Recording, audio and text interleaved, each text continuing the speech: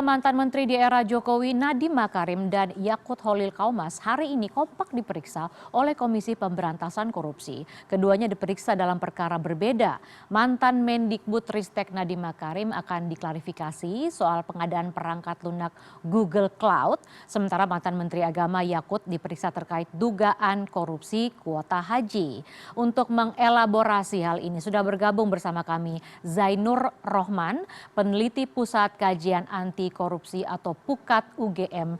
Kita langsung sapa, selamat siang Mas Zainur. Selamat siang Mbak Lia. Baik, terima kasih sudah bergabung bersama CNN Indonesia News Hour. Kita langsung saja elaborasi terkait yang baru terjadi pada sebelum pukul 10 tadi. Dua menteri di era Jokowi, Nadiem Makarim dan juga Yakut Holil Kaumas, satu menteri mantan menteri agama, yang satunya mantan Mendikbud begitu. Bagaimana Anda melihat ini? Apakah pemeriksaan pejabat di waktu bersamaan ini, padahal kasusnya terjadi dalam rentang beberapa waktu silam, apakah ini memang lazim terjadi atau apa yang Anda lihat dari pemanggilan kedua menteri pagi tadi?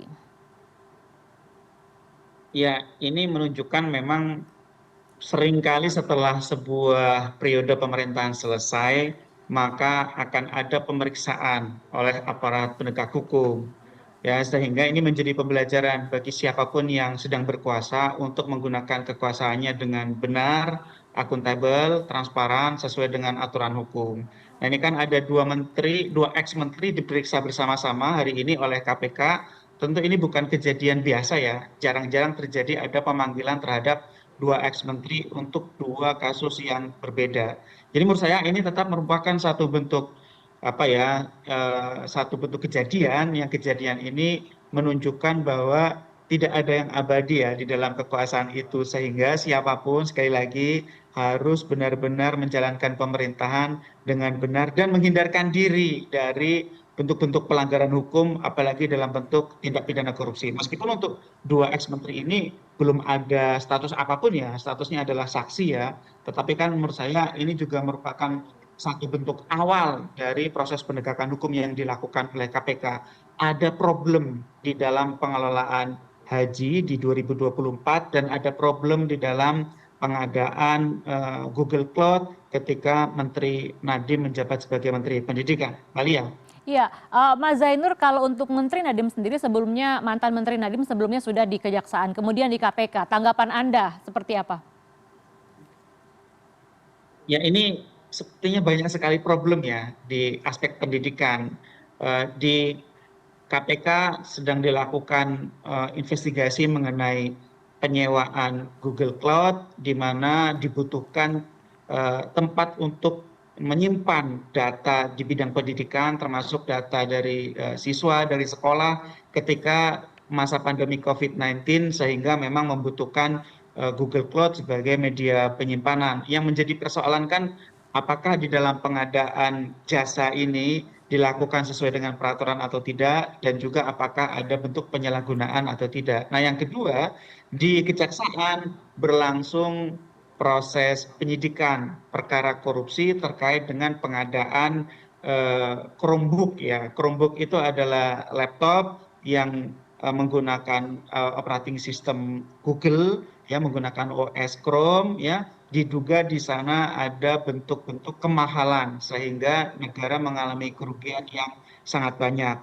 Tentu ini cukup memprihatinkan ketika ada dua perkara yang berjalan di dua institusi penegak hukum terhadap satu institusi kementerian, yaitu Kementerian Pendidikan waktu itu gitu ya, sehingga ini sekali lagi menjadi pembelajaran agar siapapun yang sedang menjabat untuk hati-hati ya. Saya sih melihat memang ini sepertinya kurang efektif ya kalau dilakukan penyidikan oleh dua institusi yang berbeda. Tentu antara KPK dan Kejaksaan harus membangun komunikasi yang baik. Apakah dua pengadaan yang berbeda ini ada kaitannya atau tidak? Kalau memang misalnya ada kaitannya, juga perlu dipikirkan misalnya untuk paling tidak adalah adanya koordinasi di dalam melakukan penanganan perkara. Karena jangan sampai misalnya seorang ex pejabat seperti Nadiem diperiksa oleh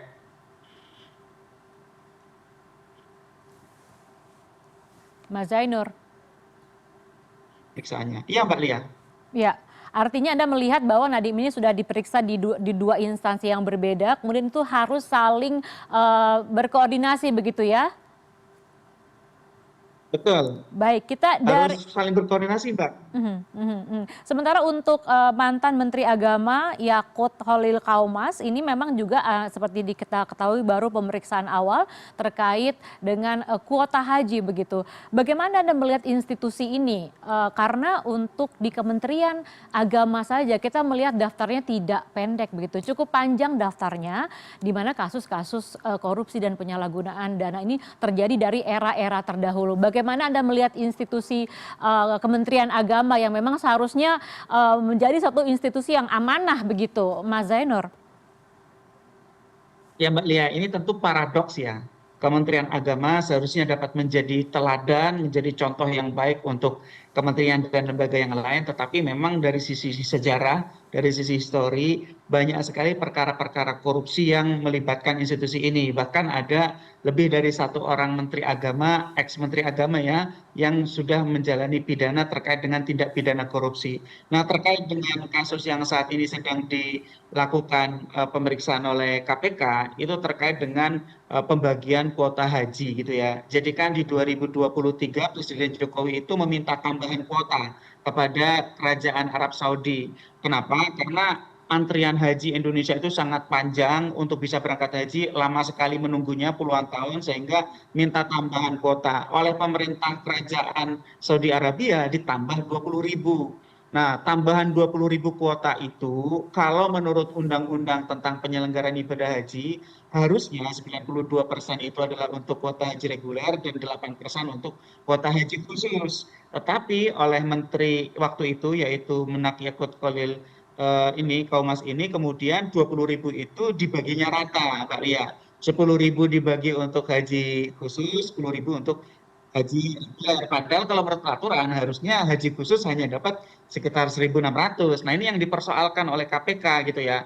Apakah di sini ada perbuatan curang misalnya, apakah ada gratifikasi, apakah ada suap, apakah ada persekongkolan, apakah ada permufakatan jahat. Nah, itu yang sedang didalami dan kemudian memanggil ex-Menak Yakut Khalil ini untuk dimintai keterangan bagaimana Baik. ketika dulu menjalankan tugas dan kewenangannya, Mbak Lia. Baik, Mas Zainur, terkait dengan tadi saya sebutkan terkait dengan rentang waktu yang terjadinya kasus ini, kemudian laporan dari masyarakat di tahun 2024, lalu baru hari ini di bulan Agustus 2025 kasus ini dipanggil. Apakah memang rentang waktunya membutuhkan sepanjang itu atau ini ada unsur politis? Bagaimana Anda melihatnya? Ya, dalam satu penanganan perkara korupsi, apalagi sudah masuk tahap penyidikan misalnya begitu ya, itu biasanya memang membutuhkan waktu, ya, mengumpulkan alat-alat bukti, melakukan pemeriksaan-pemeriksaan terhadap ahli, memeriksa tersangka, begitu ya. Yang menjadi menarik justru adalah ketika KPK menggabungkan pemeriksaan dua ex-menteri dari yang sama, begitu ya. Kalau dari sequence waktunya saya tidak melihat satu keanehan, tetapi Baik, memang KPK sepertinya ingin menunjukkan kepada publik baik. bahwa KPK itu berkinerja sehingga dua ex-menteri dipanggil di hari yang bersamaan dan tentu ini menarik perhatian publik. Apakah ini baik? Ya baik untuk mengingatkan pejabat yang saat ini sedang menjabat gitu ya. Tetapi di sisi lain juga KPK harus fokus kepada perkaranya saja, tidak kemudian membuat movement gerakan-gerakan di luar aspek hukumnya, Mbak Lia. Baik, terima kasih Mas Zainur Rohman, peneliti Pusat Kajian Anti Korupsi atau PUKAT dari UGM telah bergabung bersama kami di CNN Indonesia News Hour. Kita akan pantau terus bagaimana pemeriksaan hari ini berlangsung karena baru saja masuk. Nanti kita akan pantau lagi bagaimana kasusnya ini berdampak terhadap kepercayaan publik terhadap lembaga anti korupsi ini. Selamat siang Mas Zainur, terima kasih, salam sehat Selamat selalu. siang.